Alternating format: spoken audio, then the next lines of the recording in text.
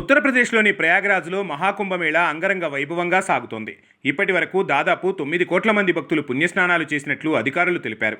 అయితే ఈ ఆధ్యాత్మిక సంగమంలో పలువురు సాధువులు, సన్యాసులు ప్రత్యేక ఆకర్షణగా నిలుస్తున్నారు.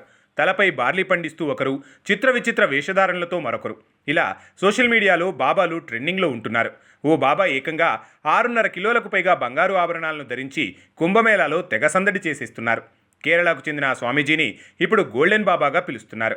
నిరంజన్ అఖాడాకు చెందిన మహామండలేశ్వర్ నారాయణందగిరి మహారాజ్ నిరంజని విలువైన రాళ్లు, వజ్రాలు పొదిగిన బంగారు ఆభరణాలను ధరించి కుంభమేళాకు విచ్చేశారు.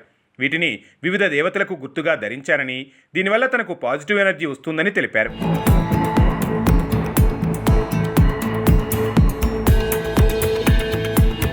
తన పేరు శ్రీ 1008 శ్రీ విభూషిత్ స్వామి నారాయణంద్ గిరిజీ మహారాజ్ అని, వారిది కేరళ అని, ఈ స్వర్ణాభరణాలు వివిధ దేవతలకు గుర్తుగా ధరించానని చెప్పుకొచ్చారు. శివుడు, నరసింహస్వామి, కుమారస్వామి, భద్రకాళి సహా ఇతర దేవతలు రుద్రాక్షలు, పగడాలు, రూబీలు, పచ్చలు, ఇంద్రనీలమణాలు పొదిగిన ఈ ఆభరణాల నుంచి తనకు పాజిటివ్ ఎనర్జీ వస్తున్నట్లు చెప్పారు. ఒంటిపై మొత్తం 6.8 కిలోల బంగారు ఆభరణాలు ఉన్నాయి. గత 15 ఏళ్లుగా వీటిని ధరిస్తున్నట్లు చెప్పుకొచ్చారు. ఇందులో శ్రీయంత్రం చిహ్నం కూడా ఉంది. ఈ రుద్రాక్షలను వారి నాన్నగారు ఇచ్చారట. పూజల్లోనూ వీటిని వినియోగిస్తారని తెలిపారు బాబా. కేరళలో సనాతన ధర్మ ఫౌండేషన్ చైర్మన్గా సేవలు అందిస్తున్నారని నిరంజన్ బాబా చెప్పుకొచ్చారు.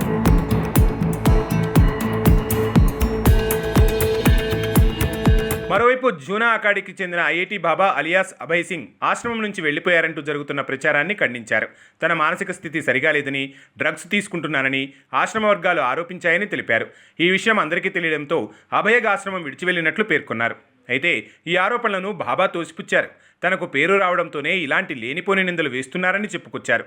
తను ఫేమస్ కావడాన్ని వారు జీర్ణించుకోలేక రాత్రికి రాత్రి ఆశ్రమం నుంచి వెళ్ళగొట్టారన్నారు.